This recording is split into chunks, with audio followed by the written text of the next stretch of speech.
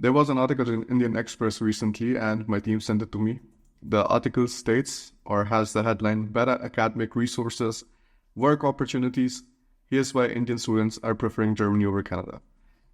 This is an interesting article, but there are also some things which are not really correct. That is something I wanted to speak to you about in this one, because I have guided a lot of students. Like, I have been doing this since 2017, so it's almost like 7 years. So I'm a lot more aware about these kind of scenarios than sometimes, people who are just listening about these things from other people. Because journalists also, they interview different kind of people and they try to make a sense of it. And sometimes if you speak to somebody who is new to the country and doesn't know the system that well, then of course you can have a false impression.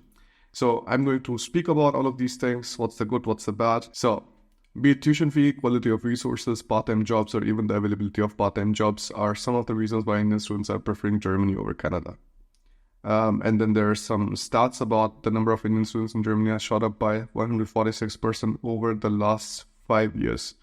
So shot up by, I think like that's where the people have to understand the stats a little bit, because if you're talking about like shot up by yourself, you're talking about the percentage increase.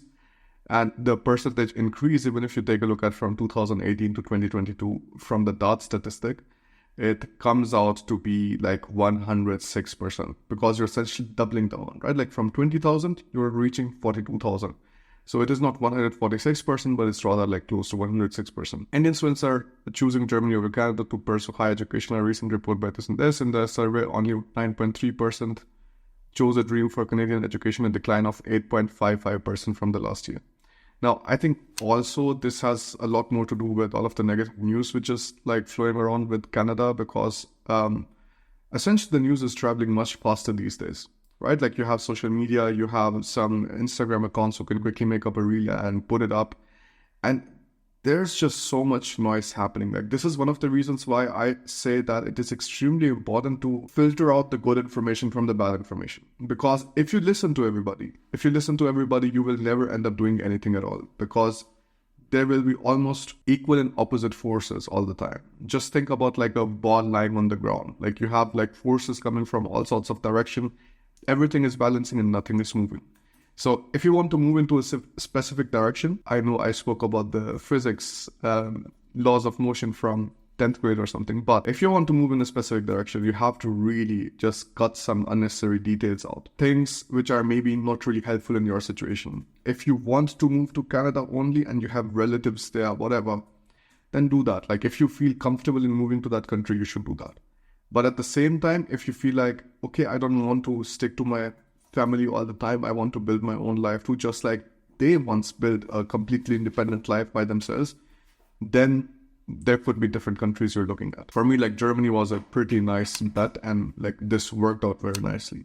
Because if you take a look at the immigration criteria or like the immigration development in Germany versus other countries, Germany is going towards the positive direction of like making the citizenships available faster, and also allowing parents now that you can also bring your parents to yourself and so on. So these are like very, very positive updates when you compare it with other countries where things are only getting worse or only getting more difficult. However, 32.6% showcased a desire for German higher education, a significant jump of 19.4% as in the last survey. This number showed at 13.2%. So like a lot more people are interested to go to Germany, like almost 100% up.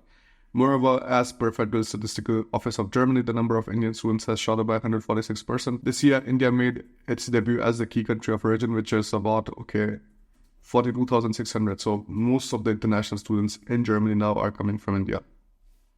While the declining popularity of Canada might be due to the increase in cost of living, the growing unfriendly policies for international students, and the Canada-India conflict, the rise in Germany education might be due to Indians' inclination towards science, experts believe. I don't believe that at all. If you think about like students, like normal students, like they're not thinking, oh yeah, like I will get to learn better science in Germany or something, but it is more like, where I can build a better life for myself. Like these expert stories, I really feel they're far from reality.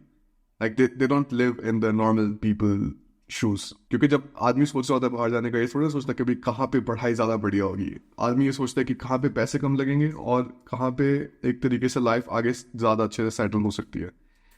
And I think like in those kind of categories, Germany is performing much better. Better quality resources. Who will be joining as a postdoctoral fellow under Women in Research Fellowship at the University of Munich? In April shared why she picked Germany over the other top nation. Okay, so of course, like, if you're talking about the PhD people, they have a very, very,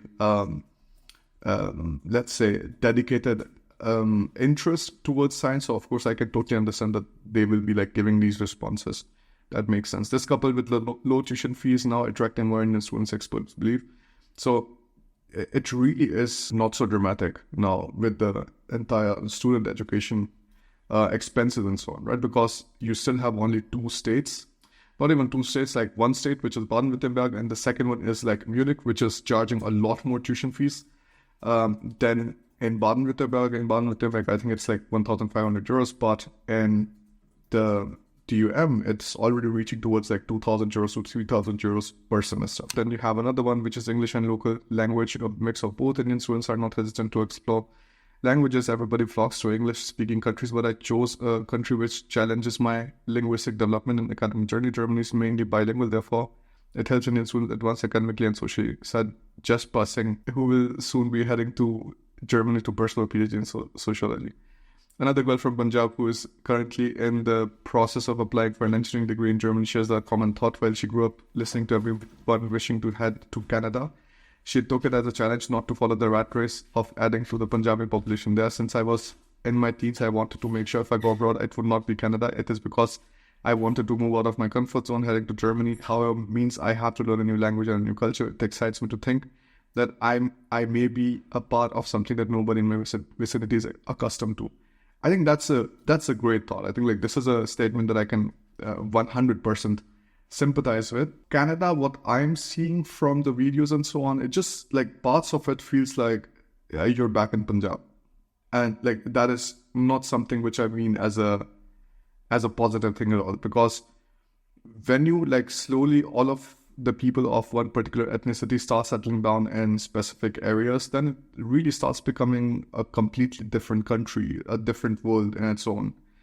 And that is not nice, because you're moving to a different country so that you can enjoy what that country has to offer. If you want to make the new country the same as your previous country, then you could also stay in the previous country and not complain about things. So that's definitely interesting. No housing and accommodation crisis yet. Another reason why Germany has been attracting Indian students in comparison to Canada is the ongoing accommodation and job crisis in the latter. Students have found Canada more expensive, especially the house rent. Yeah, it is ridiculous. The house rents are absolutely ridiculous. This is something I can understand. Like recently I was speaking to my brother, and I think for those of you who are following this Abroad Brothers podcast, you must have already heard these conversations happening with Kiki, because he was telling me, or like he was even showing me recently, because I was like, why don't you buy your own house? He was like, everything is way too expensive. And I was like, okay, I understand, but there should be an option. So he showed me some of the real estate websites, and the kind of things that you see there are not so nice for the prices which are given. The same with the rental options. Like you can quickly go to rents of like around $1,500 just for basements, which I don't understand. Like, first of all, like basement is not livable.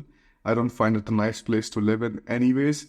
And then if you're living in a basement and you're paying that much money, that's ridiculous. Another thing that you have to think about when you're living in a basement in Canada is the radon exposure. Radon is a radioactive gas. So like a lot of Indians go from India to Canada without thinking about all of these like further details, that these radioactive gases actually also cause lung cancer. And Canada, I think, stands at number 234. I think number 234 in the radon exposure is from Canada. So it makes no sense. Like even in Germany, in in Denmark, and many European countries, they do not want you to stay in the basement because of this reason alone. So that has gotten unfortunately very bad. While searching for a study abroad destination, I found Germany cheaper than Canada or US. One of the biggest benefits is when I engage in a part-time job. So that is definitely the story. Students also added that having a better post-study work visa makes their choice easier. Exactly. I think that that's also a very important thing for most of the students who want to go abroad, right? Because you just don't want to study, but you also want to study and be able to work there. And that's the best thing which is happening in Germany right now, because You finish your studies, and then afterwards you have 18 months of job seeker visa with which you're able to find a job. That's super nice. And soon you will have the opportunity card coming. So you don't have to have a job to come to Germany. You come to Germany first with the visa, then you look for a job. And while looking for a job, you can work part-time. When you're like choosing a country for yourself, it's also very important to think about the climate, to think about what kind of career opportunities you will have there. There are countries which have specific inclination towards a specific sector. Germany is essentially the hub of Europe, right? Like most of the important things are happening in Germany. If you talk about the finances part, it used to be UK for a very long time, but Germany is also now the main hub because UK has left the European Union. Germany is in European Union, and you have so many countries to deal with. So it's not just engineering which is picking up, it's also management, other fields anyways. Most of the STEM areas, you have very good opportunities in Germany for that. You have companies which are very old, very big, have their hands in all sorts of things.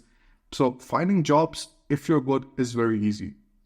The problem comes from the people like who generally rant on Quora and so on, and they say, yeah, like, it makes no sense to go to Germany because you're not able to find jobs and so on.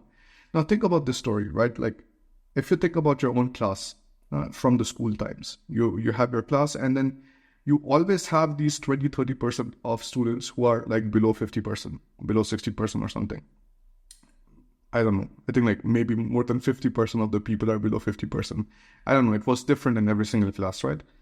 So like, how is it so difficult for you to believe that these same people are now also coming to different kind of streams in different kind of countries? And the people who are maybe not putting the work inside or are not really taking out time to network, because studying is not everything. You also have to go out, you have to attend the events, different kind of meetings and so on. That's how you build a network. The people who are not doing that, right? Like who are not putting their 100%. For them, of course, the results are not going to be the same for the rest of the 50% people who are putting their everything. People who are not good at these things, of course, they're going to have difficulty. But this is also the reason why we support you with different kind of things. If you want to apply for a job, we have a course for applying for jobs. If you want to study in Germany, we have a course for that. If you want to learn German, which is anyways necessary for you to also get the permanent residency, you need A1 for the permanent residency too, no matter what you do. So we have the faster German bundles from A1 to B2 for those things. The links for all of those things you will find in the description. And if you want to sit down and speak to me one-on-one, you will also find the link to my calendar in the description below. I will see you in the next video. Bye.